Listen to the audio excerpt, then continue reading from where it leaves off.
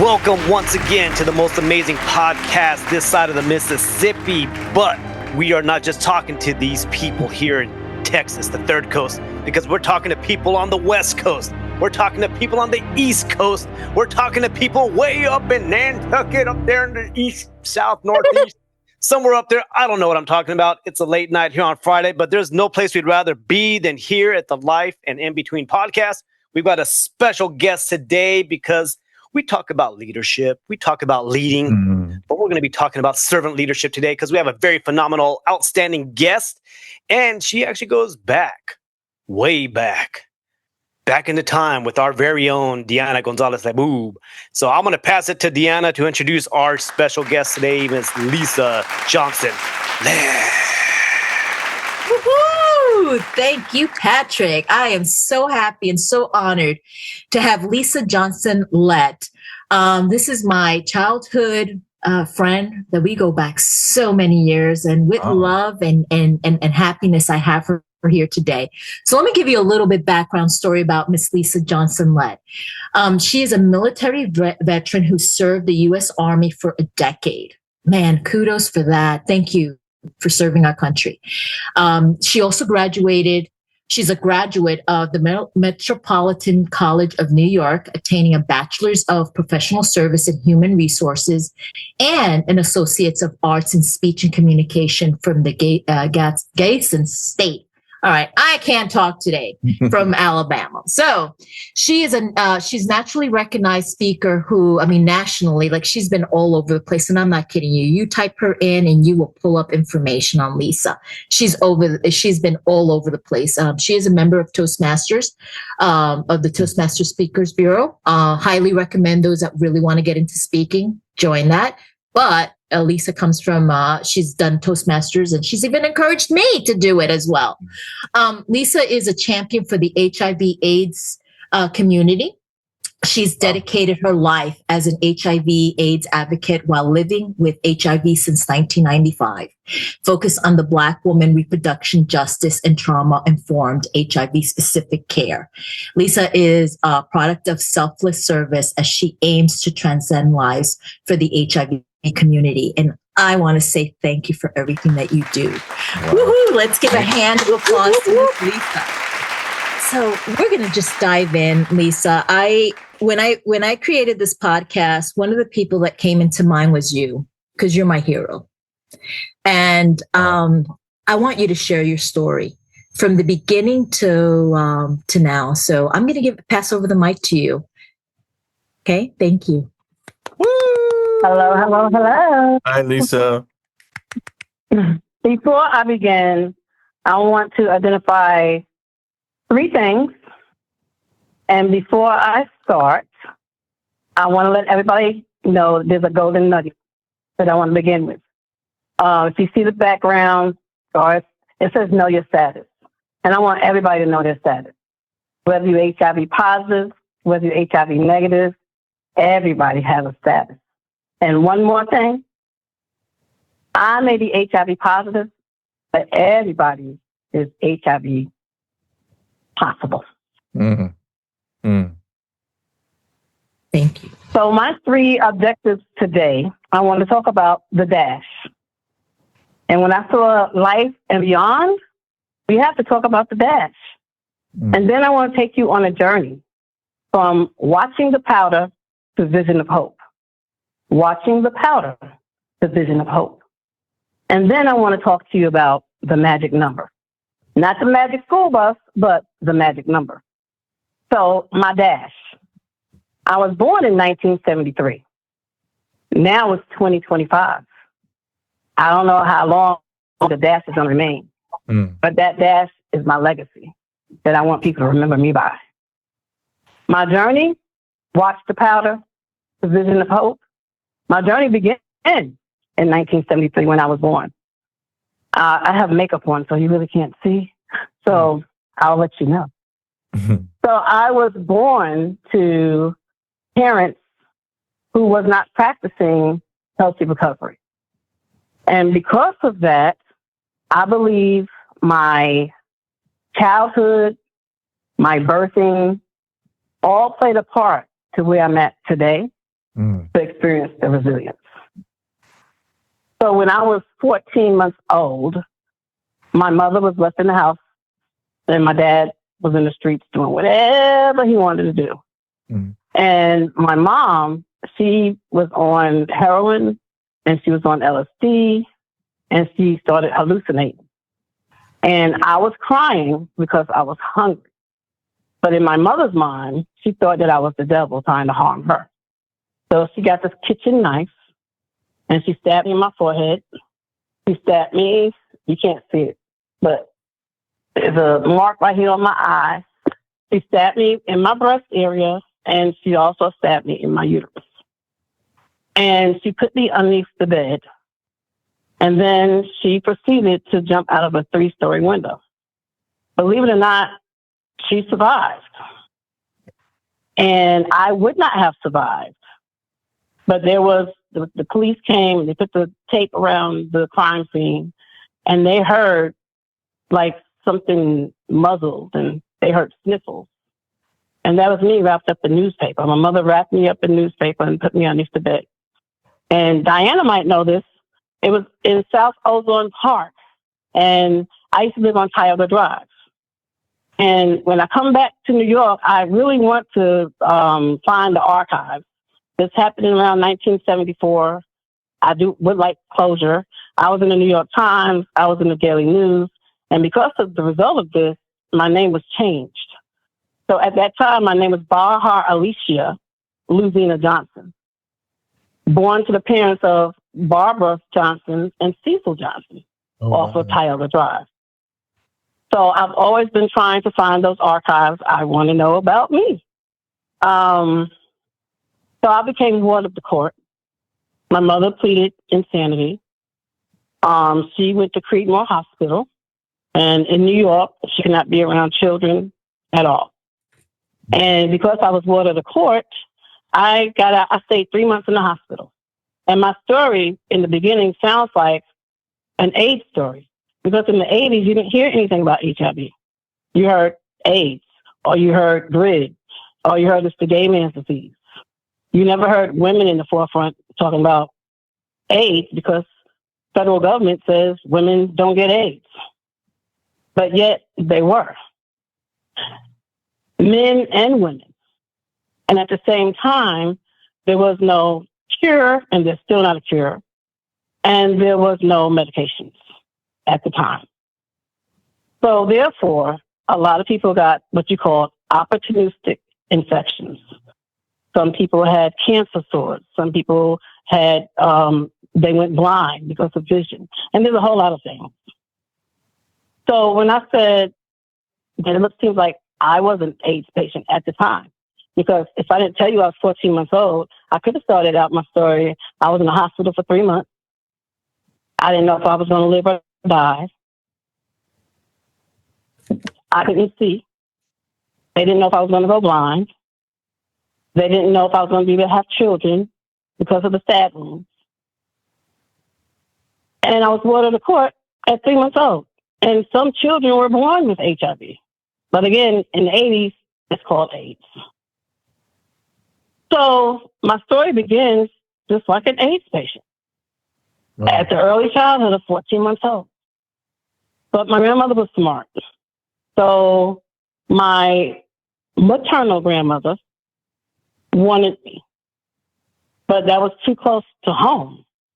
My own mother, the person that was supposed to protect me and nurture me, well, I couldn't be around her. So then she was younger. My maternal grandmother was real young, like in her 40s. My grandmother was 55 years old. And back then, they didn't have the pokey word called ageism. Today, they have what you call ageism. Mm. And so ageism came in effect when my grandmother went to fight for me because I was ward of the state. So when my grandmother went down, you know, I was supposed to be getting out the hospital and I'm going to go to foster care. So my family had first dibs. So my dad's mom went down there, but they told her that they don't believe that she could raise a 17-month-old child and be 55. because by the time I get into high school, she's going to be too old to care for me. So my grandmother was smart. So they adjourned. They went home, gave them another court date. And my grandmother demanded that her oldest children come to court with her. And she said, I don't care whether you do it or not, but you're going to come and testify that you're going to help me raise Lisa. Because if y'all two help me raise Lisa, I know the court will give me to her. So that's what happened. My aunt and my uncle came. They fought for me. But then here comes the powder, y'all. This is the powder scene. So the people that were supposed to protect me, the first day that I'm at my new house in Queens Village, the first day, I'm 17 months old. I'm inquisitive. I'm curious. And it's time to change my pamper. So my aunt goes, oh, I'll do it. They were so happy to have this new baby in the house. And I'm like the sister to my aunt that she never had. So she's taking care of her little sister, which is me. And she goes get the powder, she gets the pamper, and she proceeds to change me. But she forgot one thing. She left the open bottle container of baby powder behind my head. So what do? Little Bahadisha. I go behind my head and I take the powder and she's not paying attention and I douse the powder all in my face. So my aunt says, oh my God, before she told anybody or whatever, because she didn't want me to stop breathing in powder. So she went to the sink and got a glass of water and threw it in my face. Yeah, man. Then it takes up. Oh, no. And I couldn't hardly breathe. And so my uncle came down because both of them were supposed to be watching me and my grandmother was taking a nap. Oh. And my uncle says, what are you doing? And he didn't know where to begin. And he was like, Mom, come here and save this baby. And so my grandma got some tissue and started wiping me off, and I was okay. But that was my first day home. Yeah. And I had to wash the powder. Welcome. And all of these years, my family still makes fun of that, but in a serious way. Because there's a lot of powders out there. There's a lot of toxicities in the world. So I was able to survive that powder story, and I want to be able to continue to survive the powder story. And I want everybody else to continue to survive their powder story. Mm-hmm. But now I go from the powder story to my vision of hope. So I had a toxic family. My grandmother was overprotective because of the things that happened to me. My grandmother could have bought a new house. She could have bought a new car. But when I became ward of the state, then I became in foster care. At the age of 8, New York system came up with a legal law that if anybody has been in foster care in the same household for 2 years or more, if they don't get adopted, they got to go back to another foster care home. Mm-hmm. And so my grandma was like, nope, you staying here, you mine. And so my grandmother adopted me at 8 years old. Mm-hmm. So at 8 years old, now this is the funny part. At 8 years old, I got adopted. And I remember my grandmother, she always introduced me to this man named Uncle Howard. And when I turned about 8 and a half, I was in 3rd grade. I came home from school, and my grandma says, this man is staying in the house, and he's no longer your uncle. He's your grandpa. Oh, wow. So my grandmother made my grandpa adopt me, and that's how I got the name Johnson Lett, because Johnson is my birth name, and Lett is my adopted name. So the funny part is, when I became age 12, before my name fully became changed, at age 12, the Rappin' Duke came out. I don't know if y'all remember the Rappin' Duke. Da ha, da ha, da ha, ha, ha, ha, ha. So everybody started making fun of my name. Ba ha, ba ha, ba ha, ha, ha. That's funny. And then everybody started wearing these gold chains with their names on it. And I wanted one so bad, but my name was 11 letters and 5 syllables. I would have choked myself. I never got a name tag. But then when I finally got my other adopted slip and a new birth certificate, it was just 4 letters. Lisa, Lisa. And I was so happy. Mm. So then, after my grandmother got the money from the state of New York, she saved it. And she put me in St. John's Preparatory High School, which is where I met Diana. Wow. My grandmother wanted me to have the best life. My grandmother wanted me to go to school beyond. She wanted me to go to college. And so she's like, the best way to prepare you for college is go to a preparatory school. And lo and behold, I didn't go to college. I went straight into the military. Mm. So, but that's because I wanted to get away from home. Okay, yeah, the pride of my country, yeah. But the honest truth, I was trying to get away. Yeah. Because me and Diana talk all the time. She know how strict my grandma was. My grandma would drive me to the dang old bus stop and watch the bus take me away. Sometimes she would drive to the school to make sure that I'm at school. My grandma was always strict. Mm-hmm. And I just got tired of being smothered. So it's either elope. No, I'm not eloping. Join a gang. I wouldn't be here right now. I wanted to go away to college. I was one of them people that graduated early. I was 17 years old when I graduated high school. But in order to go away to school, in order to go to any colleges, your parents had to sign off. I had to depend on my grandmother. But the one thing that my grandma couldn't sign off on, Uncle Sam. So I'm getting away. So I signed to Uncle Sam. But I got mad at Uncle Sam because they told me I had to wait till my 18th birthday. But so I went on the delayed entry program. For anybody who wants to join service, the delayed entry program is if you're 16, 17, whenever you graduate high school, you go ahead and you sign up. And then it's delayed entry. You start when you're 18 years old. But if you retire, or if you retire from any government job, it goes back to when you signed on the dotted line. So when you, whatever age you started, whether 16 or 17. Oh, wow. Little known fact. So I went in the military. Like I said, people was not practicing healthy recovery. My dad sometimes blames me now. He says, if mommy would have raised me the way she raised you, maybe I wouldn't be like this. Like, he just told me that like 3 years ago. My aunt don't understand why I was adopted. She found out that I was adopted after my grandmother passed, and my aunt got mad that I was adopted. So I'm innocent in all this. I'm just a little kid that needed nurturing. And I always say that my grandmother nurtured me to life.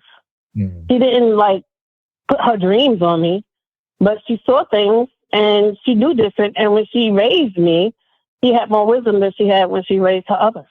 Mm-hmm. Yeah. So with that being said, I went in the military to get away from my sister, aunt, my daddy, brother, and my uncle, brother. But we all became family. You know, we all became that second relationship.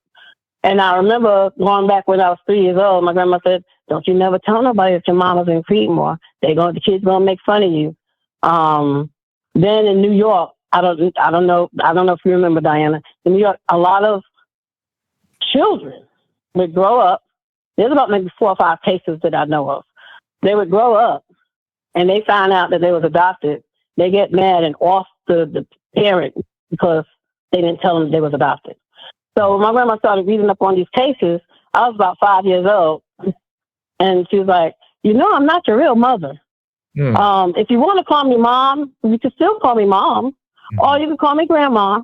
But I just want to let you know. And if you ever want to see your mama, I'll take you to your mother so you can meet her. And I told her, yeah, I want to meet her. And so even though I was not supposed to be around my mother's not supposed to be around children, my grandmother talked it over with somebody in Creedmoor Hospital, and they gave us a visitation. And my grandma used to take me to Creedmoor to see her, so I know who she is and who she was. Mm-hmm. And she never held that back from me. And then when I got like maybe 14 or 15, she was like, yeah, I didn't want you to off me, so I had to tell you. Wow. And then she gave me that choice. Because living in the house with her children, she had 4 children of her own. Mm. And then I was the 5th one. But hearing all these adults, Ma, I just pick up what I heard. So I just, Ma, with everybody else. So that's why I wound up calling her Ma. So now, after going to the military, let me see, I went in the military in 1992. That's the timeline. Again, my grandma was overprotective. And, She wouldn't let me go to college. She wouldn't let me out of the house. I had to be in when street lights was on. Everybody be playing outside. I could sit on the steps and watch, but I better not go out the gate. Wow. So when I went in the military, I'm not comparing myself to an animal. I'm really not. But if you keep a dog chained up, when he get out, he gonna run rampant. Mm-hmm. So I'm like, oh my God, I got freedom. I got liberation. But I remember my uncle telling me, my uncle was like, you need to watch out. Because you jumping from the pot to the frying pan. Mama's already strict on you. You know, you come from a strict household, then you go in the military, which is more strict. So I just want you to be careful. And then I remember he's telling me, everybody in this world don't love you. And I just started crying because I didn't understand that. Because all I knew was love. My grandmother always nurtured me, hugged me, loved me. I said, what do you mean? That's why everybody treat me like my grandma. I didn't understand about the world because I lived in a bubble. You know, Catholic school was strict too. Yes, it was. See. So it's like everywhere I went, I was in this bubble. So there was a guy from New York that I used to date off and on, you know, and he's the one that encouraged me to go in the military. Because everybody that I came in contact with, I told him, my grandma this and my grandma this, and can you be my dad this? And it was always negative. And I didn't see no positives. Yeah. Just by me going to school. And I didn't appreciate the schooling until I became adulthood. I did not appreciate the overprotectiveness until I became an adult. Because everybody that my grandmother protected me from, some people are dead, a lot of people in jail, and then there's a lot of people like Diana, we doing good. Because lo and behold, my grandmother even tried to protect me from Diana. She didn't want me to be around Diana. What? But I made sure I was around Diana. Yeah.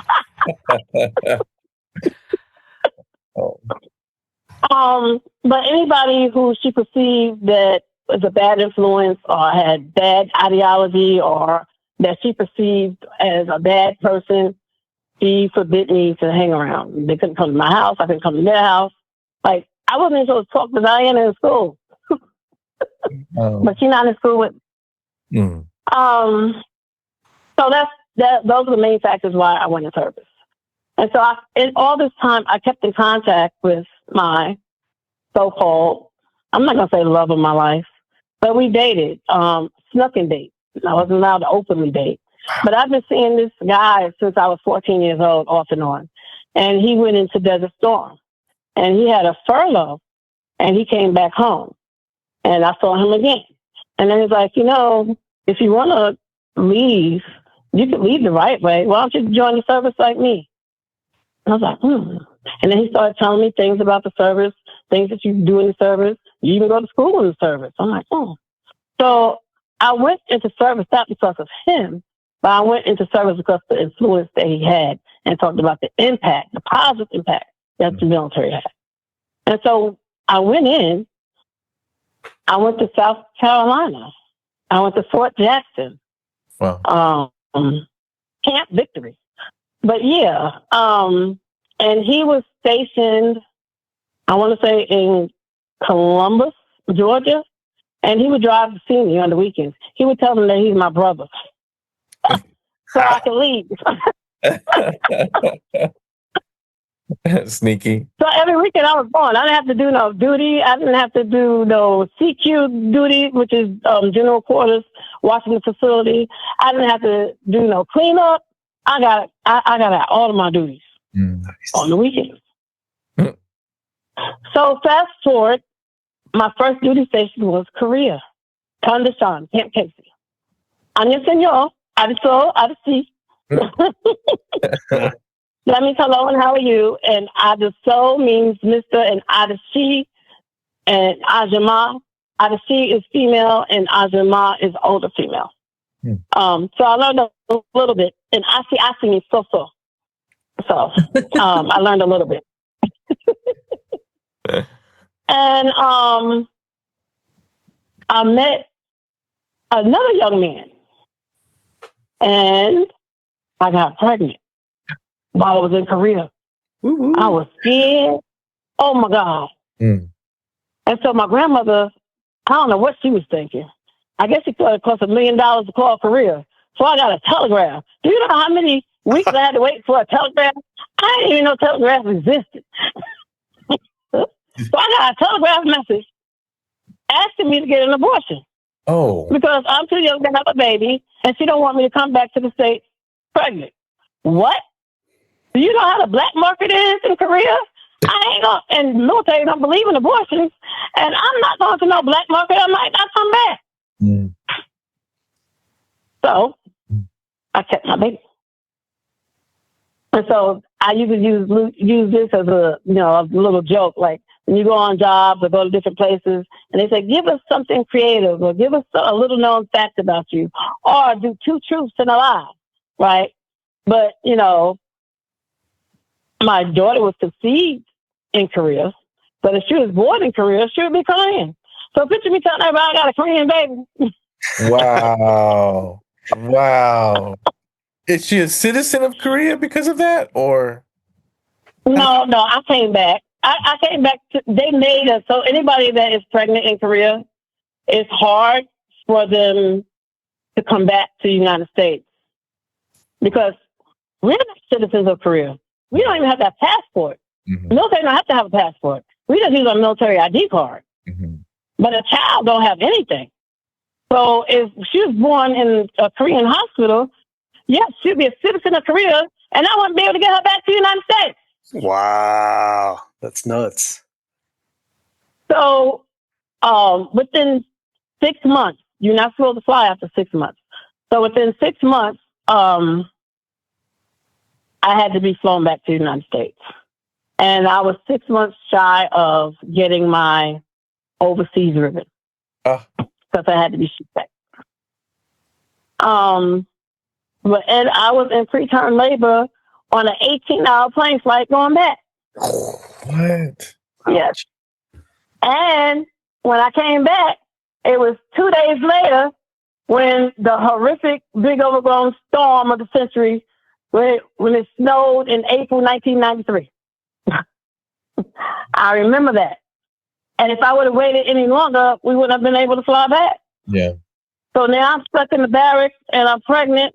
I don't have a driver's license, don't know how to drive, don't have no food to eat because there's a blizzard. Wow. Not good.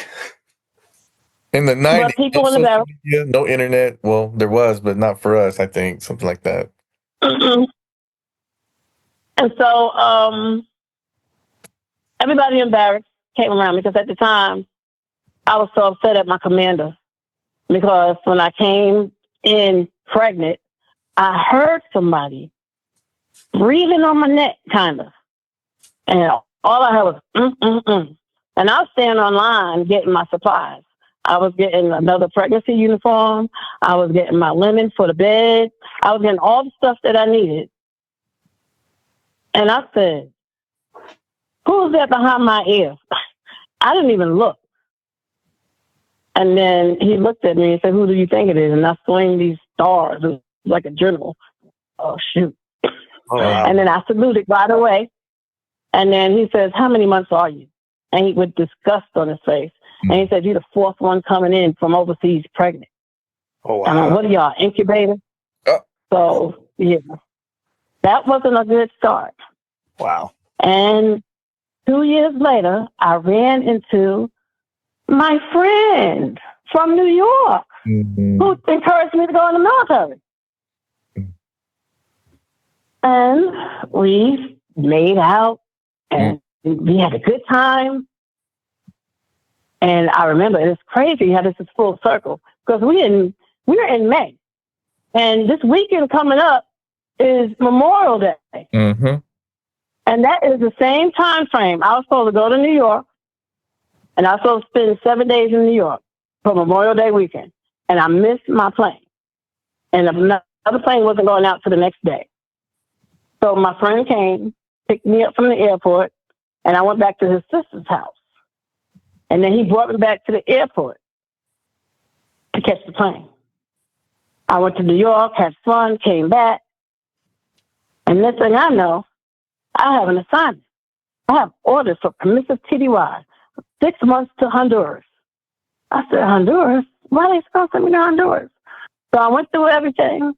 I got about, I'm not lying, y'all, I got about $9,000 up front to pay for bills, to prepare to go. They thought I was going to get hazardous pay, and I was going to give up my housing, and I was going to send my daughter to California. And I'm like, yeah, because the housing was, at the time, was $365 a month. Well, if I'm not going to be there for 6 months, while I'm paying $365, that could go to her care. So after that, I had to take all these tests because the military has a contract with all other overseas countries that if anybody is HIV positive, they will not send a soldier to that country. Mm-hmm. So I had to wait 2 weeks for my test, and that's when I found out I was positive. What?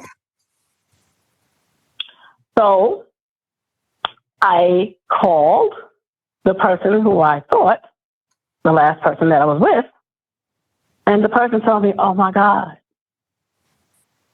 is that why the reservist was calling me? So number one, they didn't say I didn't have it. Number two, they didn't say, oh, I need to get tested. They said, oh my God, is that why the reservist called me? Like, he took ownership of it. Mm. So then I said, are you going to tell your parents? Oh no, they don't need to know nothing. In my mind, I'm like I didn't need to know nothing either. Mm. So the person that influenced me to go in the military wound up being positive, and he was still in the military. And then I wound up positive after off and on relationships with him. But at the same time, I knew that was Memorial Day weekend because that was the only time that I slept with him. Yeah. Wow. Within that time frame. So after that, I was sad, downtrodden, depressed, crying, scared. Mm. Because at the time, my daughter was 3 years old now. And I didn't want to tell anybody. And number one, I didn't know what stigma was. Now I do. I didn't know what labeling was. I didn't know that you could be discriminated because of certain things. Because I just lived in a bubble. Mm-hmm. And so my grandma calls me about a week after my diagnosis. And she says, Lisa, do you have something you want to tell me? And I'm like, I know nobody ain't call my grandma. I said, no. And I had just finished crying on the side of my bed. Mm. And my grandmother says, Lisa, at nighttime I go to sleep and I see you. And there's 2 pictures of you. I see you on the side of the bed crying. And when I go into the grocery store, I go into the meat section and it's a spiral ham. And out of the middle of the bone, blood is sprouting up. And then I see you on the side of the bed. So do you want me to be upset and die without knowing what's wrong with you and maybe I could help? Or are you going to keep it a secret and have you worry? Wow. So at that time, I felt like I had no choice but to tell her. And I knew something spiritual was going on because when I received my diagnosis, it wasn't immediately I thought of the last person I slept with. Okay? It was, I got to tell my boyfriend that I'm in a relationship with now. Oh my God, I wonder how he's going to accept me. Mm. I wonder what's going to happen. Because there's a lot of what you call intimate partner violence, especially the rates are higher with people living for HIV. Mm-hmm. Intimate partner violence. So I don't know if I was going to be a person that experienced that. So I was nervous about telling him, but I know he needed to know. And I had just started dating him like 14 days. Oh, wow. And I told him that I was going to Honduras and I told him everything. And so he told me where he lived, went to his house. He introduced me to the person that was over housing in his area. And so she told me that within 2 months of me coming back, she will remember me. I could send her a deposit and she'll have a house waiting for me when I come back. So I'm like, oh yeah, I'm definitely giving up my house. Then when I got that diagnosis, I went to his house and I said, listen, there's something I need to tell you. He's like, Lisa, you know I work corrections and you know that I work at nighttime. I work a nighttime shift. What is it that you got to tell me?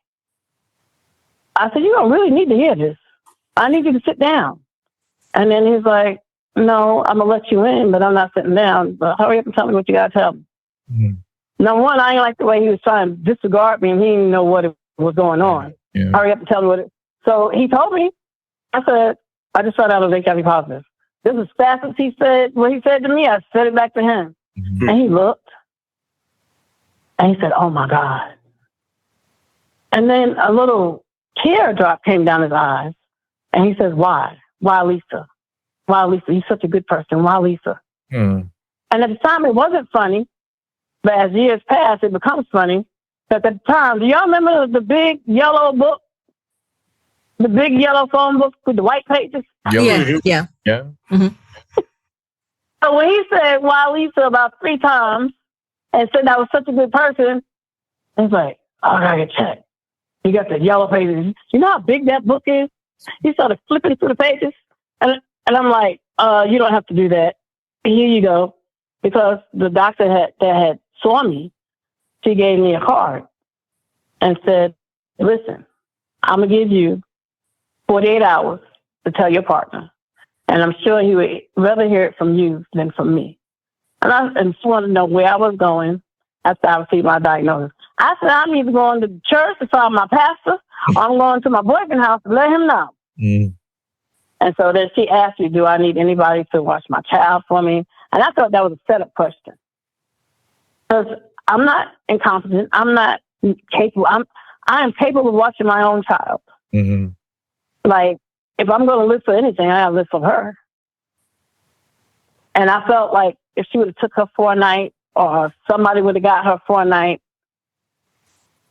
I feel that could have been grounds that I couldn't watch her no more.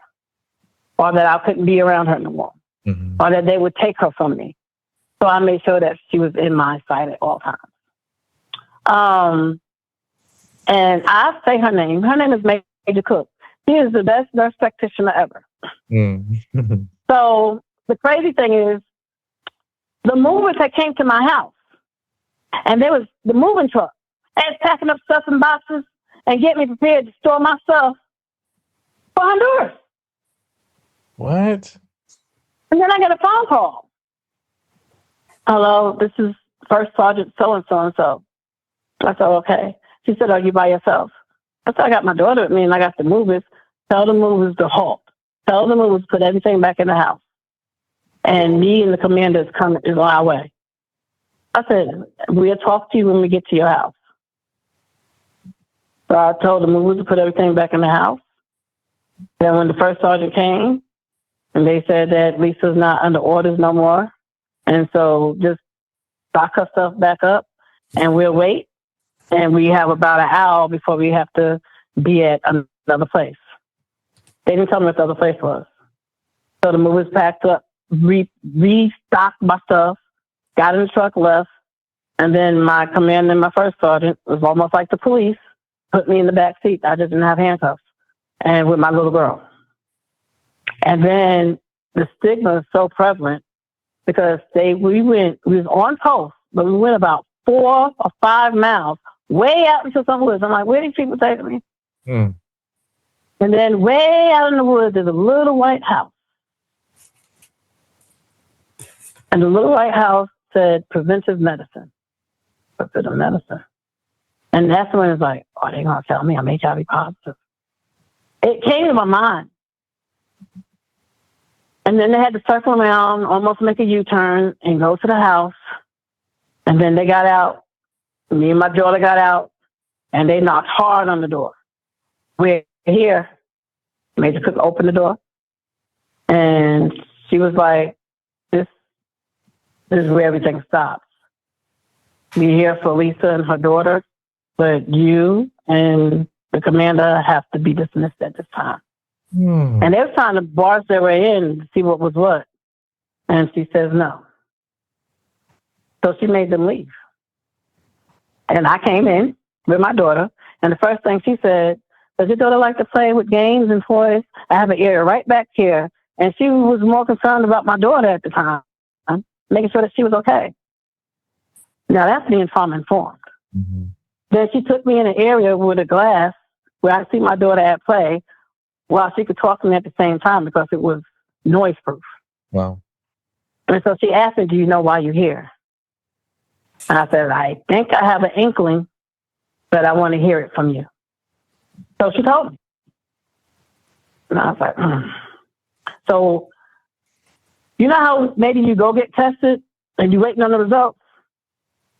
Or if a person is pregnant and you're waiting on those results because they not want to be pregnant?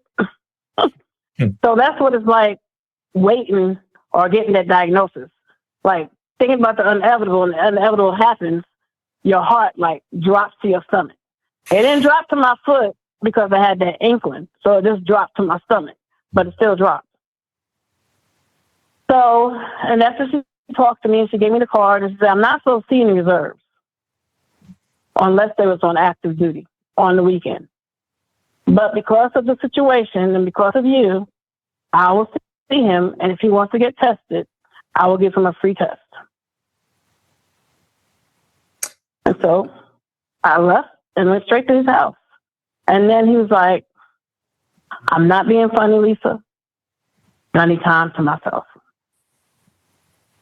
I have your address, and I'll be at your house at 3 o'clock sharp.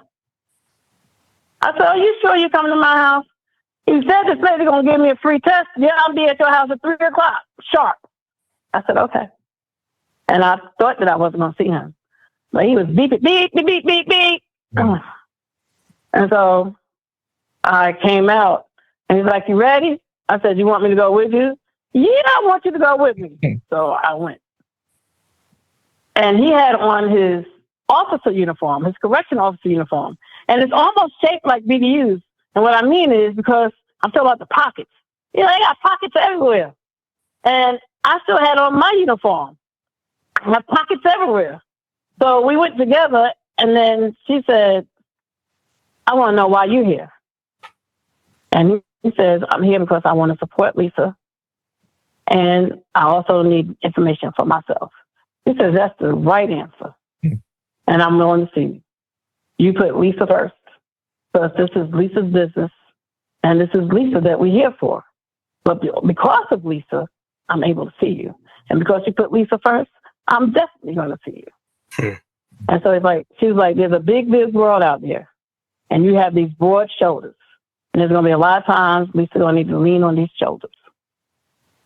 And after she gave him the test and had the counseling with him, and then she says, and because y'all can't be together like this, y'all gonna be together for a long time.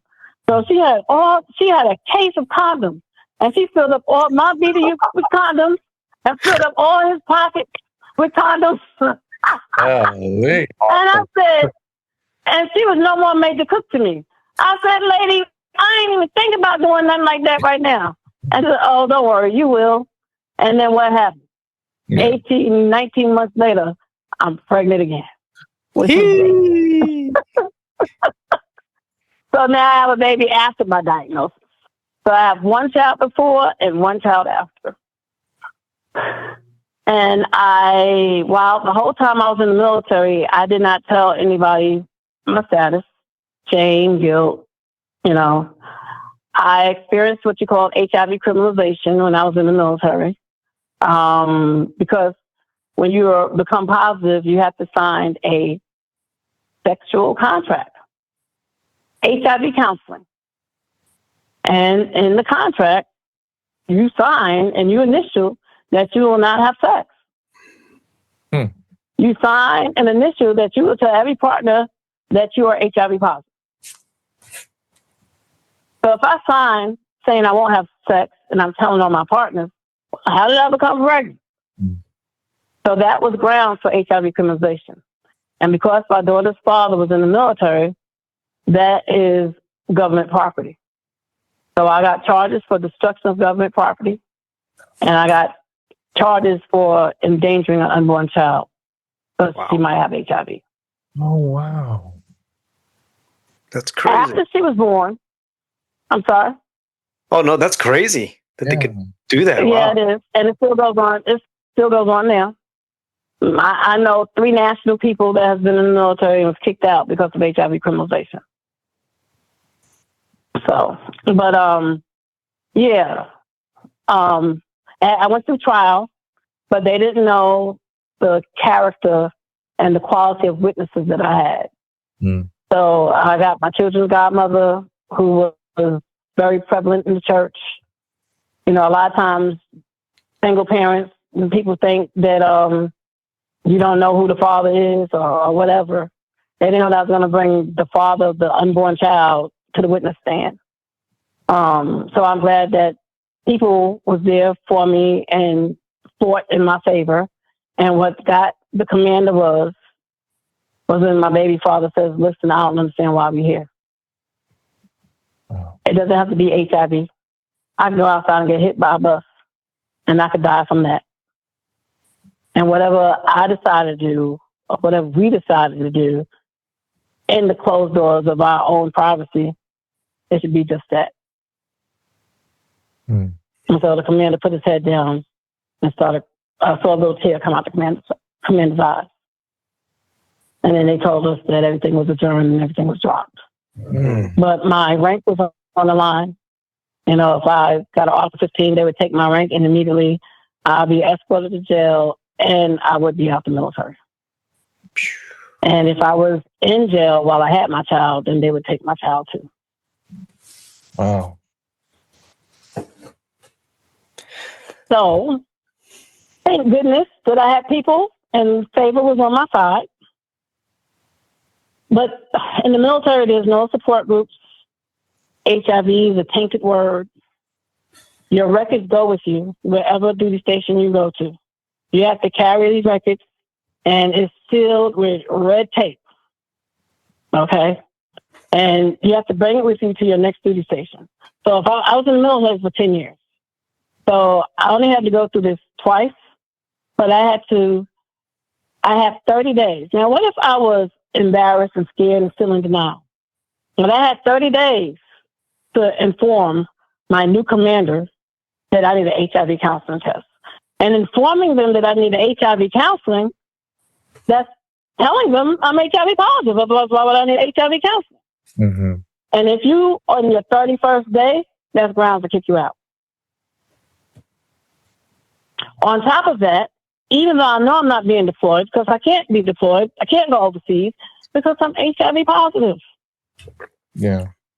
But yet they still make you do a deployment package. And so if I have to have a short-term and a long-term provider for my children. So that I have 2 kids in this world. And so I have to have somebody that's going to watch my kids up to 6 months, which is short-term. And I have to have somebody that's going to watch my kids long-term, 2 to 3 years. And it could be the same person for both. But you have to find a person, and they both and they have to find. So of course I reached out to my family in New York, and this same aunt, "I'll watch your kids if you die." What? I don't need you then. And if I didn't get anybody to sign this within 30 days, that's grounds to be kicked out too. So I met this stranger at Walmart because my car broke down and I'm trying to get to work. And she's like, "Well, my husband is right outside. He can help you get to work." Next thing I know, he asked me about church. They had 4 kids of their own, and I just became a part of their family. Wow. And so this lady who fell off the ladder in Walmart, she couldn't work for up to 4 weeks. She decided to be off work for a while. And she started watching my children so I don't have to bring them to daycare. Her husband started bringing me to work. And they both became the short-term and long-term providers for my children. Wow. What in the world? Wow. Blessings that came when you need. Blessings came. Favor came. So, And after that, all through my military life, I could say I've always, I guess, advocated for myself. Because I'm like, I'm not going back home.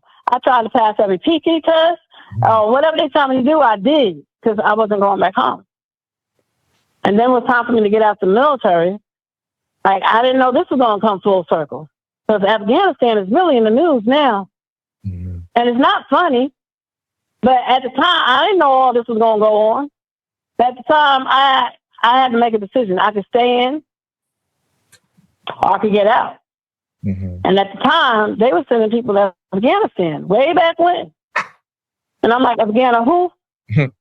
Even though I can't go to Afghanistan, just the fact of knowing other people that might, knowing other people it's wartime, knowing other people that are my friends that might not come back, I just was like, you know what? I just want to take a break and I need to raise my children. I need to be focused on my kids. Mm. And so that's what I did. So my daughter was 4 years old and my other daughter was 4, 5, 6, 7 when I got out of service. Mm. So after I got out the service, again, there's so much stigma. I wasn't thinking about, I wanted to go to support groups and when I didn't know where to get in at. And then my grandma told me, Lisa, you got diagnosed in the military. How you know they tell the truth? No. I'm like, they wouldn't lie. And then she says, I really want you to get a test outside of the military.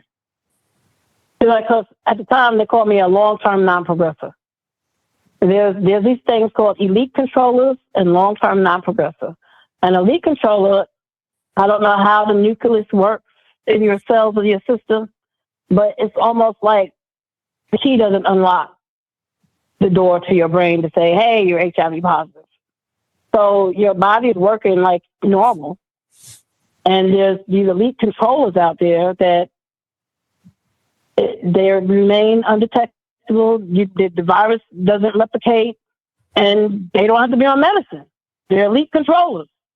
And so from 1995 was my diagnosis. I didn't have to start taking medicine until 2016. And I always say that was my second diagnosis. Wow. The reason why I say it's my second diagnosis because I thought I was going to be an elite controller.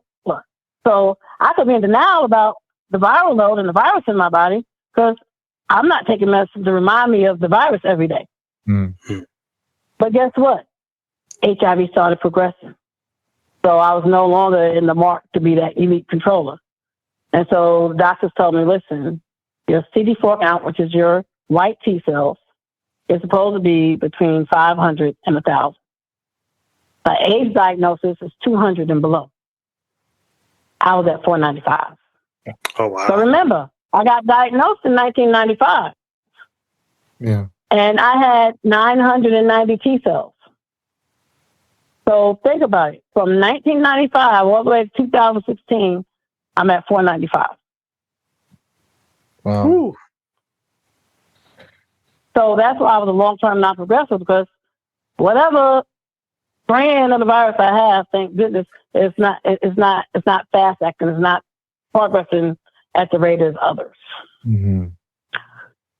But it's still progress. So I started taking medicine. Mm-hmm. And it was hard for me. My 4-year-old was now 12. And she says, Mama, I know you don't want to take medicine. But Mama, if I'm going to write an obituary for you, I'd rather write an obituary that you died of kidney failure. No, that you died of kidney failure, that you died of whatever, than to say you died of an AIDS diagnosis. Mm-hmm. So I was scared to take medicine because I was scared of toxicities that it does to your liver and to your kidneys and to your heart. But whatever the toxicities are, she's like, take the toxicities. I'd rather write about the toxicities than to say you died because you didn't take your medicine and you have AIDS. So because of my 12-year-old, I'm taking medicine today. Oh, wow. And so if you ask, how does my kids know? How was it to tell my children? A lot of people ask that. Well, that right was taken away from me. I had a fiance, but we're no longer together. But when we broke up, I didn't know we was breaking up. But when we broke up, he had went to the school, took my kids out of school, and told my kids that it was HIV positive. And if your mother loved you, she would have never became positive. So you can make a decision. Do you want to stay with your mama or do you want to come with me? Oh, wow. So he got mad because my kids wanted to come home and wanted to see me. But I was at work. And he usually watched my kids while I'm at work. When I got home, the kids was at the house with no adult. And there was a big burn in the middle of my yard. He took all of our papers, all of our checkbooks, anything that had both our names on, and he just started a fire in the middle of my yard and left the kids there with the fire next to the house. That was toxic. And so when I come home from work and I find them, they looking at me like they don't even know me.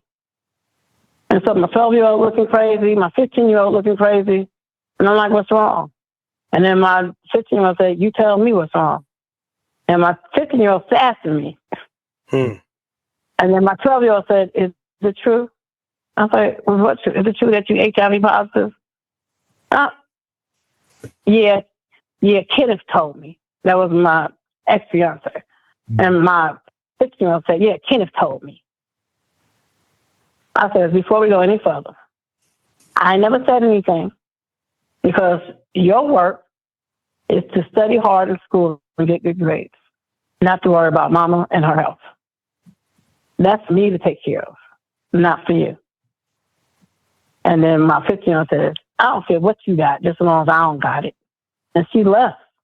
Wow. She just left, and she went in the living room and we started watching TV. My 12-year-old, in spite of everything, it's like we think stigma is so bad, but she turns stigma around. Because if you have to prove something within something, that shows that there was some stigma there. So my 12-year-old says, I don't care what you have, mama, I'm going to still love you anyway. And she stood on her little tippy toes and kissed me in the middle of my lips. How did she know not to kiss me? How did she know to kiss me on my lips of all places? Not my chin, not my neck, not just hugging me. No, she stood on her tippy toes. And the main places where there's stigma, oh, you shouldn't kiss after somebody who's HIV positive. She combated all that at 12 years old and kissed me on my lips. Wow. Ultimate acceptance. Wow. So, yeah. And now they're my biggest fans, like my biggest fans. And he, even though I said he took power away from me, but he made our family powerful and stronger. Now he took the burden of sharing off of me because now the kids know. And the way I handle it built resilience with our family. So my children have been on Oprah Winfrey style channels. We had a billboard up with our family on it. And my oldest daughter came up with the slogan, we care. We the family that cares. Please get tested. Wow. And then there's a campaign called Because I Love You. Because I Love You campaign. And that was, okay, so let me help me tell y'all this. I know my story's long. Let me help me tell y'all this. So I was selected to go to a leadership program for HIV. And after the leadership program, Gilead Pharmaceutical Companies gave them like $30,000. So we had to do something at the end of our program, whatever we wanted to do. So we decided to come up with a campaign. But the last day, they was like, okay, so what are we going to do in the campaign? No one couldn't say nothing. And I'm just sitting there like, And I was like, this is not about me, this is about them. And then the presenter says, it looked like you deep in thought. You got something to say? I said, I don't want it to be about me. I'm good. And then he's like, no, I want to know exactly what you think about right this minute. I was thinking that June 25th is National HIV Testing Day. And my daughter called me in the midst of work, because she don't ever call me in the midst of work. And she said, Mama, guess what? And I said, what? You know what today is? I said, don't tell me you know what today is. Yes, it's National HIV Testing Day. You do advocacy all the time. It would behoove me not to get tested on everything that you advocate about. I said, you going to get tested? And she said, yeah, I'm going to get tested. I'm like, oh, okay. And then he says, okay, so where does that fit in with the campaign? I don't know, but I think it has something to do. That's why I didn't want to say nothing. He's like, no, hey, y'all, what y'all think about Lisa's story?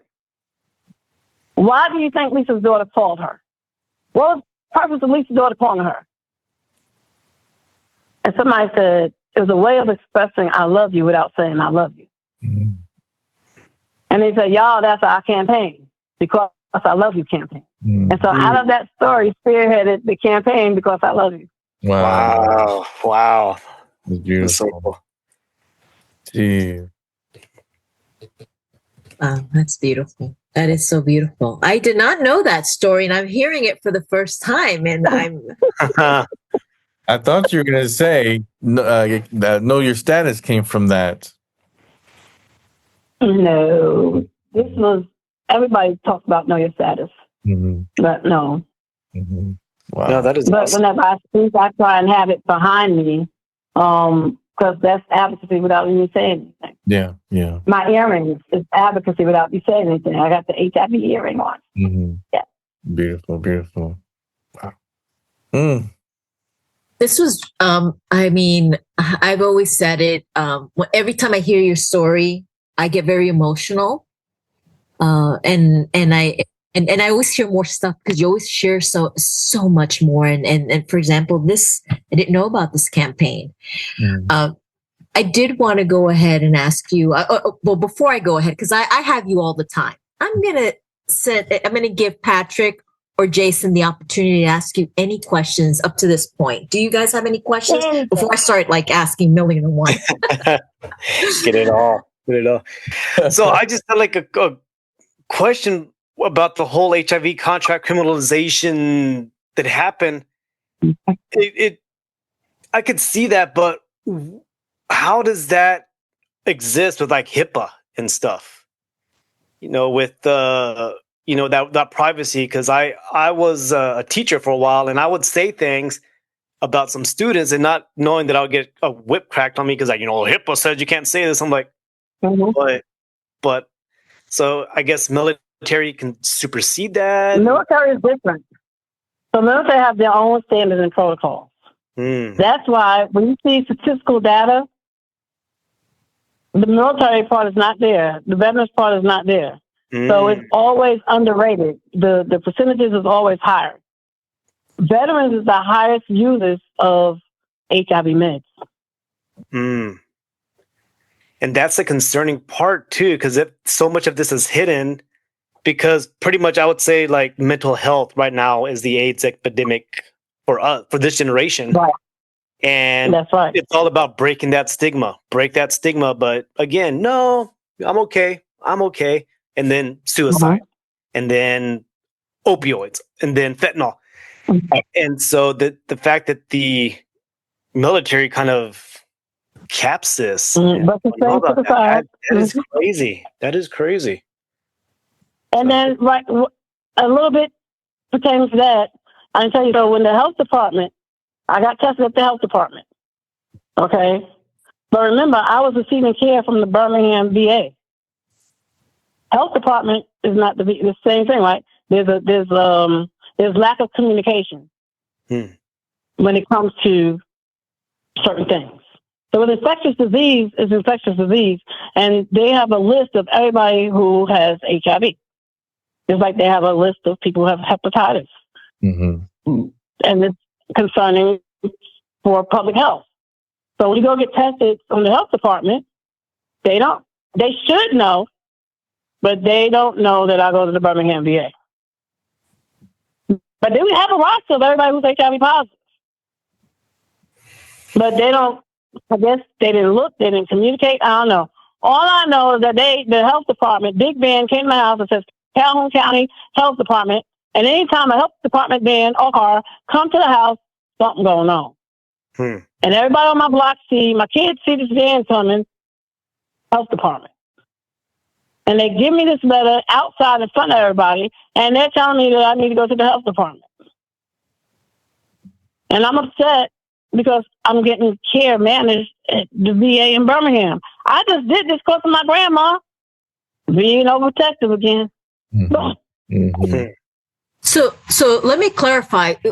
Make sure I'm wrapping my brain around this correctly. So you're saying the military does not share the status with the health department. The health department has a roster of list of individuals that are, like, for example, that are HIV positive and that are like hepatitis, any infectious diseases, basically, that have infectious diseases. Right. However, anyone that has been tested through the military is not on that list. Is that correct? That's correct. That's crazy. What? Okay. All right. Okay. So yeah, wow, that is something else. So the moment that you went outside the military because you listened to your grandmother, got tested through the health department, and they're like, whoa, the red flags came and they came over okay, that makes sense. Okay. Wow. Okay. That's great. And there's also what we fight about is molecular surveillance. You know, people who are HIV positive is like labs, and they take extra tubes of blood from us without our consent. Because they say we get tested for this, that, and the other. The next thing is called HIV surveillance, where they could check, especially, and I don't want to out different communities, but within the gay, MSM, men who have sex with men, in those communities, there's this thing called clusters. Like sometimes they have like big orgy parties. And if more than 2 or 3 people come up positive at that one party, they sample the blood and they can see which strand it is. And if it's the same kind of strand as others, they know that somebody in there is the one that was passing HIV to other people. Wow. And we don't, even though some people may say it's good, the general public say, oh, that's good. But no, surveillance is bad. Mm-hmm. Why is surveillance bad? Surveillance by itself sounds bad. And it keeps people from getting tested. Oh, they're going to survey us when we find out. And so people don't want to know their status. So they keep on doing whatever. Wow. And then taking anything from anybody without consent, that's wrong too. Yeah. And no one shouldn't be testing for clusters to see who infected who, because we're supposed to take responsibility for our own. If it wasn't by rape, or if he wasn't conceived as a dandelion is someone who is born with HIV from the embryo, fetus to adult. Mm-hmm. Yeah. Please explain, because for people that are not familiar with that, with the term dandelion, and because you're explaining some terms that people that are not familiar within the community are unfamiliar. So can you back up a little bit? Yes, I want to uplift dandelions. I don't want to name nobody's name. You know, some people have deceased, but there was a woman, beautiful woman, who wrote a poem called Dandelions. And I cannot recite the poem. I cannot express how much the poem means so deeply. But when you think about dandelions, people often think it's as a weed, or we mow the lawn over them. But dandelions, you could use for teas. Dandelions is a good herb to use. Mm-hmm. So when people are born with HIV, the medical term is verticals, or people born with HIV. Well, you know what? They're adults now. And there's a dandelion movement. Y'all can look it up. There's a dandelion movement because as babies, they've been used for guinea pigs. And you don't know, when they get older, so many regimens of medicines, they experience neurological disorders. So many medicines don't work, so they try on other medicines. They have nerve problems. There's a lot of challenges. And so that's why a lot of people get medication fatigue. And a lot of people die because they stop taking their medicine. But they've been taking their medicine all their life, and some work, some don't work.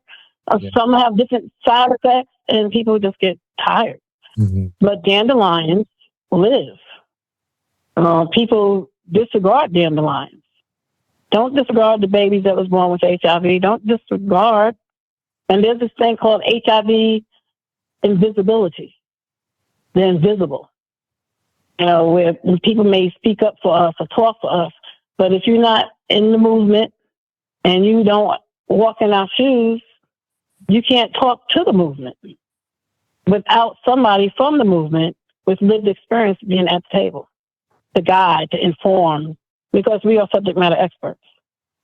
Thank you for that. Thank you. I'm sorry. I mean, I do have a question, especially for our new listeners and folks coming into this world and everything, and how everyone's learning every day, all day. Can you explain the differences between AIDS and HIV? That used to get on my nerves.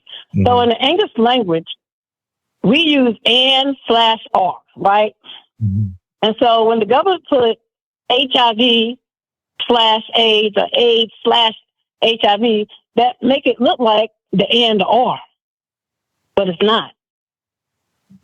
So AIDS diagnosis is when you have a copy of CD4 count lower than 200. So if it's 199, 198, I know some people that had a 4 or 2. Oh. So, yes. And opportunistic infection, cancer, blindness, sarcomes. I can't remember. It's a big word. But there's like 5 different opportunistic infections that's listed. And HIV is the virus that causes AIDS. HIV untreated is the only way you get AIDS today. Okay. Mm-hmm. And speaking about that, now that and thank you for asking that question, Jason. So, for example, the importance, because there are now treatments in HIV, to prevent it to leading into AIDS. Why is it so important to get that early detection? And what are the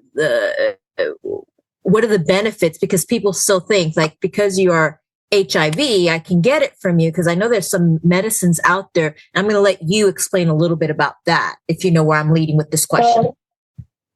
Yes, so there's PrEP, which is, I remember what that word is. Now, when I'm in classes, I know what it is off the top of my tongue. But the term is called PrEP. And so you want to take PrEP, it's prepping you before having sex. So you take PrEP, it's a medicine, and yes, it's an HIV medicine, but don't do what some people do. Some people go to people's houses and think, oh, well, PrEP is an HIV drug. You got HIV medicines, right?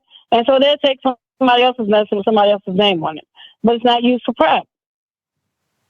What? So the only medicine, right, it's not used. So you need to get prescribed from your doctor. And then how do you know that you're not HIV positive? You can't be taking PrEP if you're not HIV positive for PrEP. Mm-hmm. Number one, you have to get tested to see what strands you have. You have tested to see if you have any resistance. Because if you have resistance to a drug, then it's not going to work effectively. That's facts. And then if you're not taking PrEP the right way, it's not going to work effectively either. Wow. So I'm in a serodiscordant relationship. And a serodiscordant relationship is a person who's positive in a relationship with somebody who's negative. Mm-hmm. Seroconversion. Seroconversion is the time that you went from HIV negative to HIV positive. I seroconverted. And just like we have birthdays, people who live with HIV, we have a seroversary. Seroversary. Wow. And that's, and we're talking about PrEP. So my boyfriend is on PrEP. Mm-hmm. And I don't know the actual number, but he takes PrEP. He started taking PrEP 30 days before he has sex, if that makes sense. Mm-hmm. So that means 30 days in his system. And he's on it continuously. You can't be on PrEP and then stop. Take it when you want. You can't be on PrEP. I'm going to have sex tonight and I'm going to be on PrEP. No, it don't work like that. It needs to be in your system for a longevity period of time and continue to take the PrEP if you're going to continue to have sex. It makes sense. Thank you for sharing that. And so two couples, one could be positive and one could be negative. As long as they take the PrEP medication, it prevents the transmission to occur. Am I understanding that correctly? Right. So I'm going to dive this a little bit more too. So my boyfriend is bisexual. Okay. Okay. Myself, I am the person living with HIV. Mm-hmm. But I am also undetectable. Okay. So undetectable meaning that you're taking your medicine, you've been on your medicine for more than 6 months. And that when you go get tested, I'm not going to say when you go get tested, when the doctors give you a blood test, that your viral load is -20. And it depends on the sensitivity of the machine that they're testing you with. Some hospitals are -50, some hospitals -20. Some hospitals say less than 200 of the virus in you. But whatever it is, you're undetectable. -50, -20, 200 less, you're undetectable.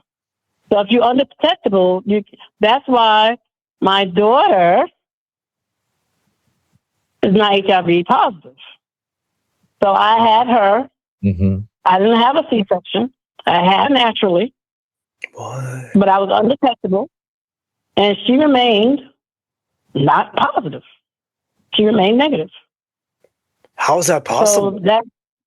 So because if you are undetectable, you can't pass HIV on. Okay. You're undetectable. Wow. Okay. Wow. So, and another thing with HIV criminalization to mothers, there's a big thing about that. Mm-hmm. So in sub-Saharan Africa, they do not have ample nutrition for survival. So in sub-Saharan Africa, you do have women with AIDS, and if they have access to medicine, and they can become undetectable. Mm-hmm. But once undetectable, you cannot pass HIV through breast milk. I used to think. But in the United States, if somebody reports you to DHR saying that this mother is positive and breastfeeding her child, HIV criminalization charges, they could take the baby away and lock the mama up. What? But in sub-Saharan Africa, it's okay. Wow. What's the difference? So when you're undetectable, just to make sure that, because this is a lot of information that we're unpacking here. When you're undetectable, for example, you could be HIV positive and you can take your medications, PrEP, basically PrEP, take the PrEP. And as long as you're on it for 6 months, when you go get tested, they test you, you are showing that you are no longer HIV positive. You're undetectable, right? And No. Oh, okay, then I'm wrong. PrEP is used to prevent HIV. So all HIV medication is not PrEP. So no, I'm not on PrEP. I'm on just regular HIV for my diagnosis. Okay. So go ahead. Okay. So so the PrEP is mainly your boyfriend uses that to prevent from getting it. But you have to make sure that you're also undetectable. You can be undetectable, right? When you're on your medication, right? Okay. So you're showing you're on your medication, undetectable. He's on PrEP. When you both could, do your business, your contact, it won't be able to transmit it. And if you're undetectable and you're pregnant while you're undetectable, that's how you were able to have your child and she was not able to be tested positive because you were undetectable at the time. And so that's correct. And so it was a mutual agreement for my boyfriend to be on PrEP.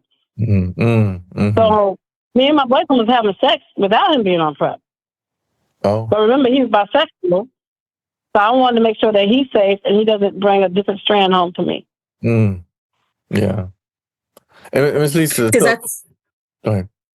No, go ahead. Go ahead. I was just saying, Ms. Lisa, so even if you were showing detectable. Even if you were so I'm trying to say the right words.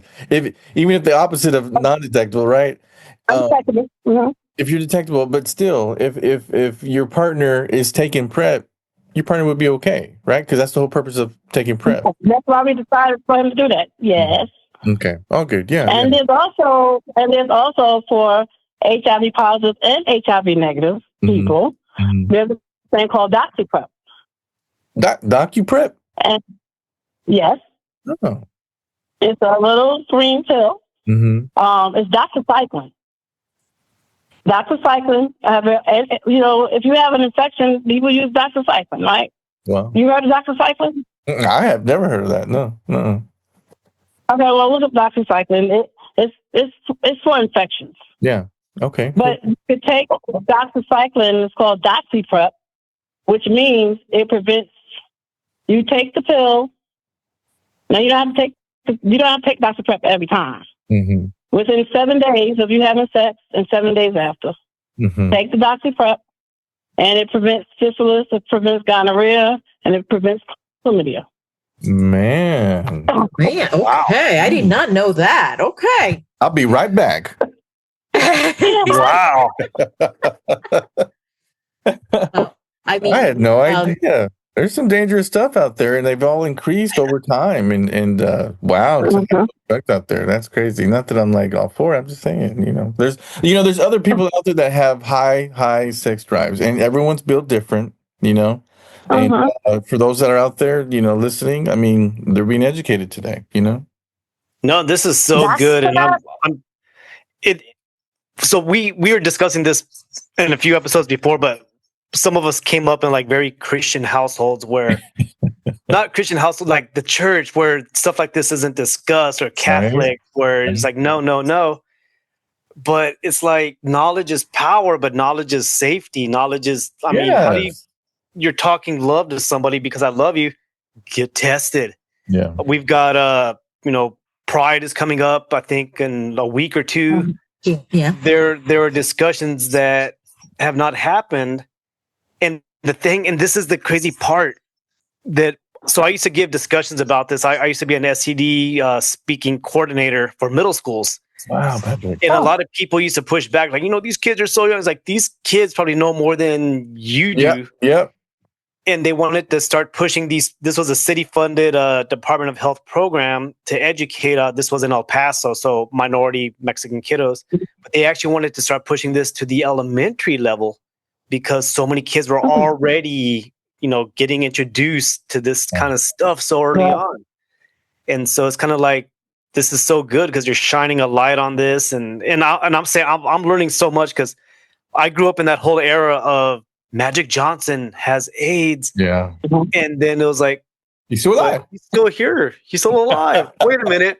Because we contrast that with, I remember probably in elementary or middle school, it was like 60 Minutes or CNN did a whole documentary on this kid who had, I guess he had AIDS, and he was like choosing his coffin on TV. And I mean, it was just so surreal. It's like, this kid's my age, and yeah, I'm going to get this coffin and this. And it's like, you get HIV, you get AIDS, you're gone. And then Magic Johnson and now Lisa Johnson. It's just like, what? I mean, hearing about all this. And don't forget Eazy-E. And you one of the first ones. You brought up the church. I feel if leaders lead the pack, leaders get tested, the flock will follow. Yeah. So we got to get leaders into leadership that's really leading the church. And I would even invite. Go ahead, Matt. Oh, no, you're getting me fired up here. I would even say, and I will say, there needs to be accountability to the pastors over churches, because a lot of times, God will heal this, God will do this, which I believe, God can heal things. But when pastors openly speak out against mental health or speak out against no, God is going to heal you, so people think, okay, I'm healed. It's like, yes, but still get tested. Yes, but still get out there. Because I lost a really good friend in college. He bright sunshine, loved the Lord, but he got so empowered by his pastor that he quit taking his meds. Oh. And then he passed away all alone doing Uber, just died in his car from an aneurysm because he quit his meds. Oh, man. And his family called it out at his funeral. Like, hey, look, we are people of faith. We believe God can do this. But when your doctor tells you to take your medication, you take it.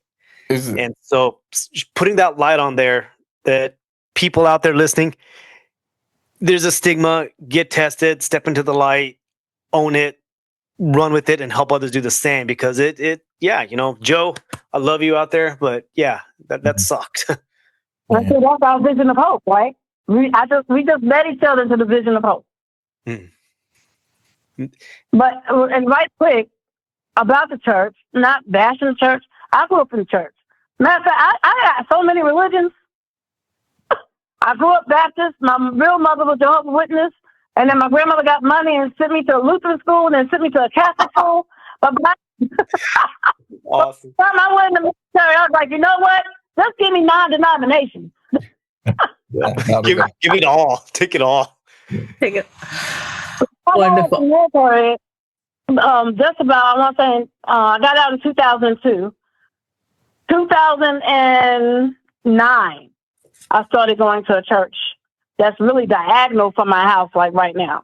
Mm. And after 5 years of going to church, that's when I need to start thinking about taking medicine. Mm. Okay. Because my numbers was going down, because it was at 900, then it went to 700, and I knew it was going to keep going down, but like, how long it's going to take to go down? Yeah. And so and just like you were saying about the medicine, I got the first lady that gave me this pretty purse. It was gold, and it had fluffy brown feathers around it. It was satin gold, mustard gold, with dark chocolate brown feathers. It was nice. Mm. I put my medicines, I put the HIV medicine in there, and I brought it to the altar so they could pray over it. But that didn't erase the disease. Yeah. I still had to wind up with medicine. But at time, I put it there. But they didn't know what medicine it was because I wasn't open. But after 5 years of being there, I remember, if someone is sick among you, you bring them to the elders. And why have somebody pray over you if they can't pray specific over you? Why are you having your family sit underneath the shepherd and they don't know your disease? Mm-hmm. Yeah. So I called the first lady. You don't go through pastor without the first lady. So I called the first lady and asked if I could set up a meeting at the house. And so she was like, Pastor gets off at 7 o'clock. I make a big breakfast and come on over by 8:30. Went over to the house. We ate breakfast. We sat in the living room afterwards, and I told them. They hugged me, prayed for me, That's awesome. and told me they were not going to cook any different. That's awesome. That was on a Wednesday. Now, remember, in the church, I am the church operations. The church is right diagonally across from my house. So they trust me. If there was a water leak, I let the water people in. I had the keys to all the doors. I cleaned. I took out the trash. I vacuumed the floors. At the time, I was 125 pounds. I was a praise dancer. I did creative praise dance. I was a church announcer. I did secretarial work. And every Sunday, I would do a praise dance and then go straight into doing the church announcement. Mm.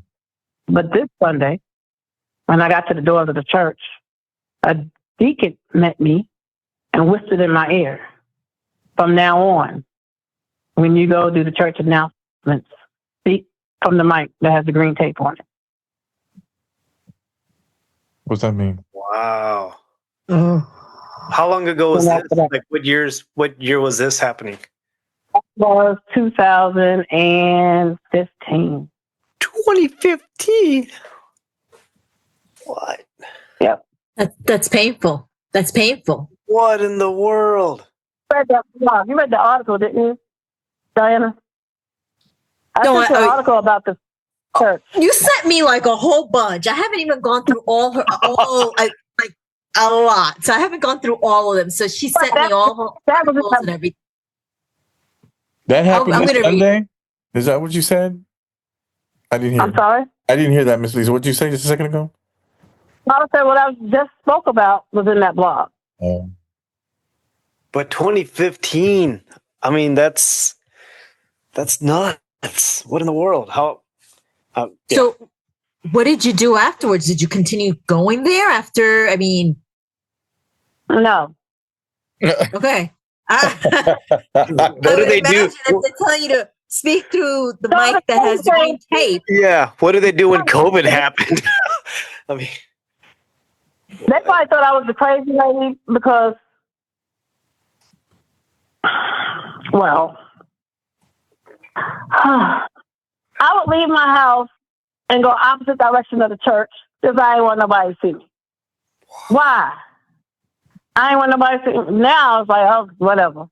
But when that happened the first 2 years, I would dodge the church so nobody would see me to go do whatever I. Wow.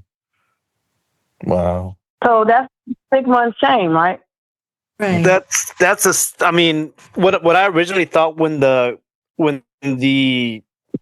military was doing all this stuff, it was like that you had a scarlet letter, and then you transitioned out of the military, and then you still had a scarlet letter.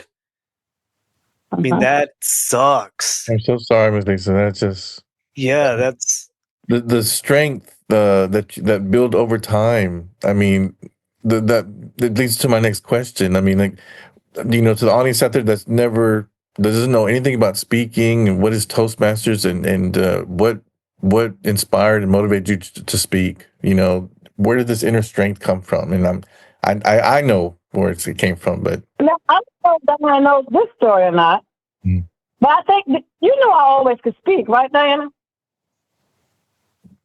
I'm sorry, repeat that again. I said, when you knew me before, you knew I always could speak, didn't you? Oh, this girl would talk all the time. Let me tell you this. She loved to talk. That was a natural thing from the beginning. I mean, nonstop. Yeah. So that was something within Lisa that she always had. She always loved to talk. I think maybe I can rephrase your question, Jason. Yeah. In this way, because she was always a natural speaker. What made her continue? Because when you receive these type of news, some people become recluse. Some people pull away. Yeah. What was it that made you continue in allowing you to carry that? I'm going to answer both. So I think this part you don't know. So in my Baptist church, I went to Mount Sinai Baptist Church, grew up in the Baptist church. That's our family church in Brooklyn, New York. We have youth church every fifth Sunday of the month. Youth does the whole morning service. And I was in Sunday school. And this deacon came up to me. He's not alive no more. But he came up to me. And I was 10 years old. 10. And he was like, you did so good in Sunday school. Have you ever thought about leading something in our children's church? Oh. I said, well, my grandma don't ever come to church on children's church. My grandma never came to church on the fifth Sunday. I don't want no child leading me, Yeah. And so he was like, but I see you. I see. He said, I want you to be the youth minister. I said, you want me to preside over the congregation? Like, yeah. Wow. And I'm not a procrastinator, but I lead by inspiration. And so my grandma would be, Lisa, did you think of what you're going to say yet? No. And it was like the fifth Sunday was 2 months away. No. Then my cousin called me. Lisa, did you think about what you're going to? No. And I ain't going to lie, it was the night before. Like the night before it hit me. I'm like, oh, okay. And I needed people to believe in me. I don't want people where I have to prove myself to them. Just trust me on my ability. And I was always like that. So at 10 years old, no one didn't read my stuff.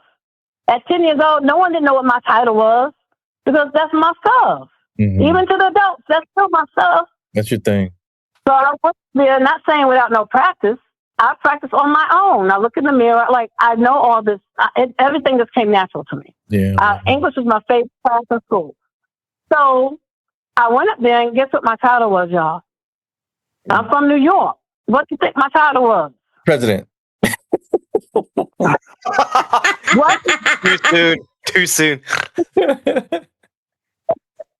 What is a famous sandwich called at a restaurant? A famous Hoagie? hero. Hero. Hoagie. Right. Restaurant. Famous one. I'm trying to think. I mean, what? Well, there's Portello's. What? Hoagie's the main restaurant. I ain't talking about no bodega at the store. At the restaurant. Don't knock the bodegas, okay? That said, I'm from New York. You from New York. And what is the famous Subway? I just said it. Dang it. Subway. Really? Subway out there in New York was that were famous out there? I thought it was a made up thing. Blimpies. No, Subway is Subway. Mm-hmm. But anyway, so I thought about the Subway, and I thought about at 10 years old how to connect the people. Mm. Everybody know about the Subway system. Yeah. Everybody knows about Christ, and everybody knows about the devil. So I named it. Which train will you take? The C for Christ or the D for the devil? Yeah. That's cool. C for Christ or D for the day. Oh, wow. That's cool. I've been on those subways, by the way. I know which one you're talking about. And So, what keeps my momentum? Trauma stagnates you. And so from the childhood experiences, early childhood experiences, yeah, I didn't know how to talk till I was 3 years old.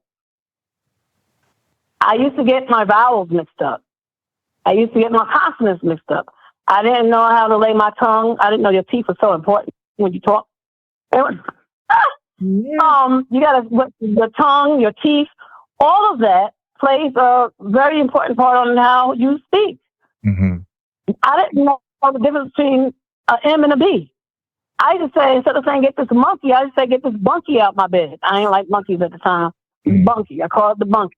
Mm-hmm. I used to get the D's and the B's mixed up. I didn't know how to say oven. I ain't know the D, oven. I used to say oven, the oven. Mm. And so my grandma was like, get this corrected before you get to kindergarten. So I was a speech therapist for 2 years. And so I think my triumph, my grandma noticing that I had a speech impediment, taking me time to build those skills, for me to develop English, for me to develop reading.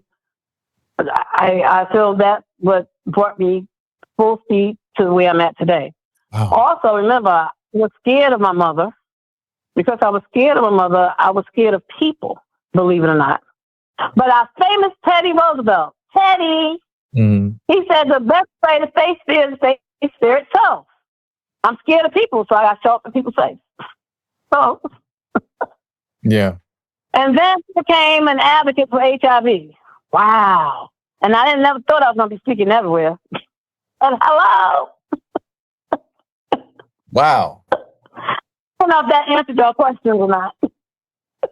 Wow. I did. Thank you so much. I mean, there's so much to unpack. We have so much good stuff talking about. And I know that I want to... you have a question? Okay, go ahead. Let me know when it's time to go to bed. Let me know when it's time to go to bed, Ms. Lisa. Because, and then, Patrick, Diane, I just know this is a very, very special, important, podcast today. And thank you, Lisa, for sharing and everything. And I'm not ending this. I just want to just ask this one question that, that I know our listeners are, again, people growing, born every day, all day, and discovering what podcast is about. My question is regarding your medication and the technology. I mean, isn't it being worked on every day, every year? Has it improved? And when your when your daughter was telling you, take the medicine, you didn't want to. And now it's 2016, right? I mean, it's been years now. You would think the medication it's a little bit better and it's always improving. Like, well, what's your thoughts on all that? So back in the day, they used to call it the cocktails. Mhm. Okay, It was a we Mac used to have a cocktail holiday, and we would have 20 pills. Sometimes you have to take, Oh. and sometimes if you didn't have affordable insurance, you have to take it liquid form. Oh, I bet it tasted nasty. Okay, yeah. She said, for our for our listeners, you had to see Lisa's face. She just said it all.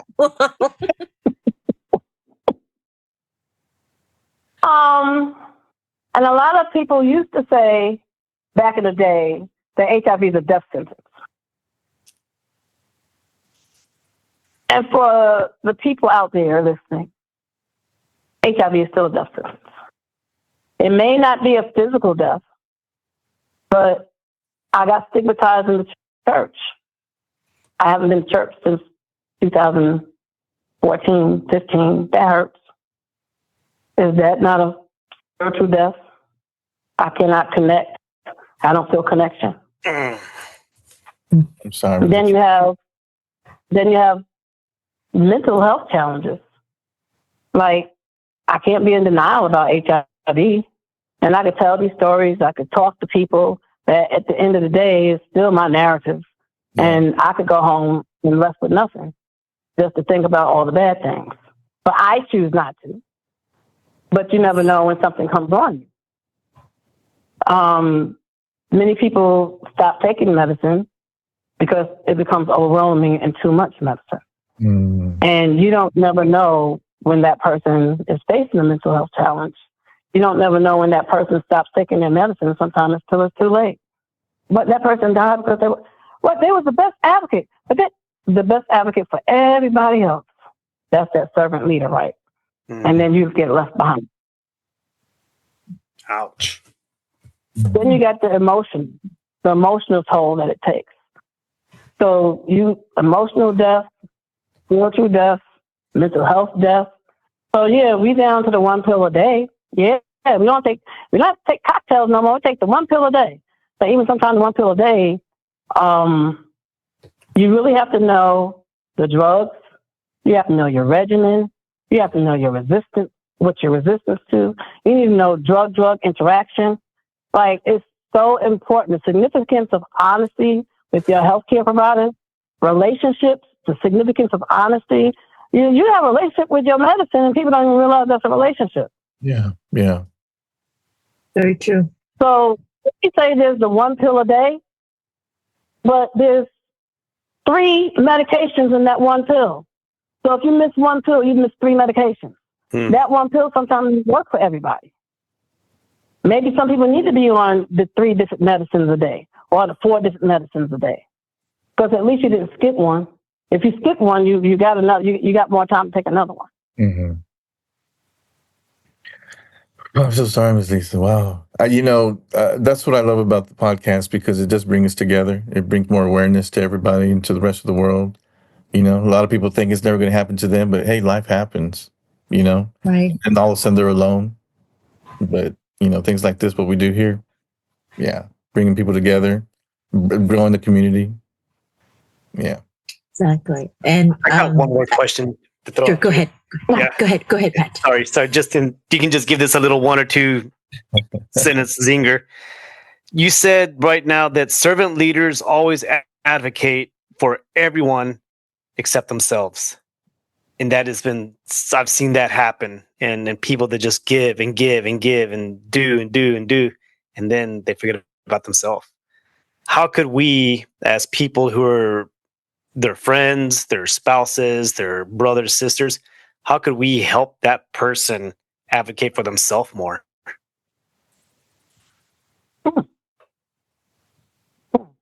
Mm-hmm. Without overloading them, sometimes just bring it up. When was the last time you had a self-care check? When was the last time you had a vacation? Yeah, Lisa does that a lot to me. She does that a lot. she checks in and she reminds me a lot. Mhm.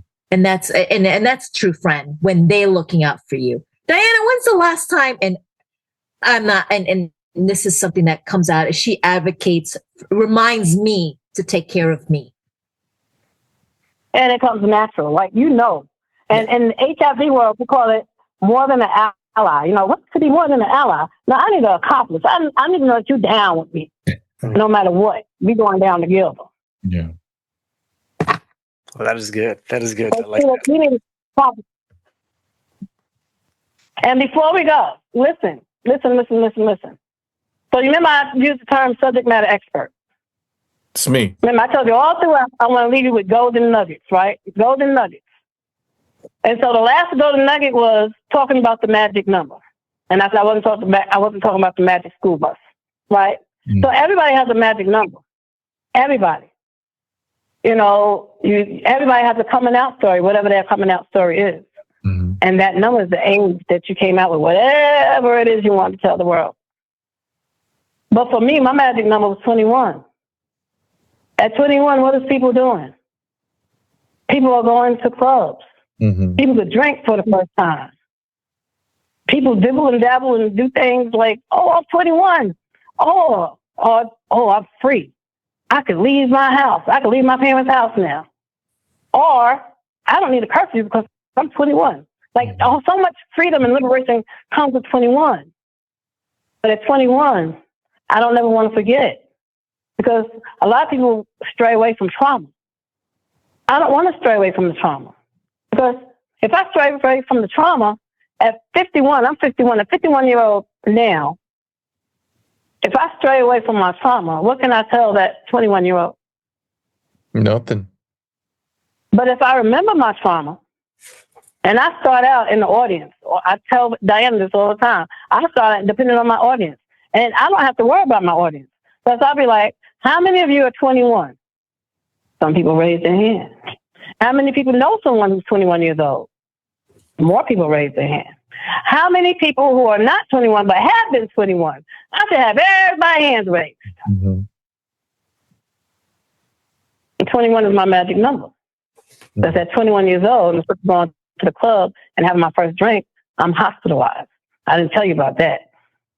In the military, I may not be sick. I look perfectly healthy.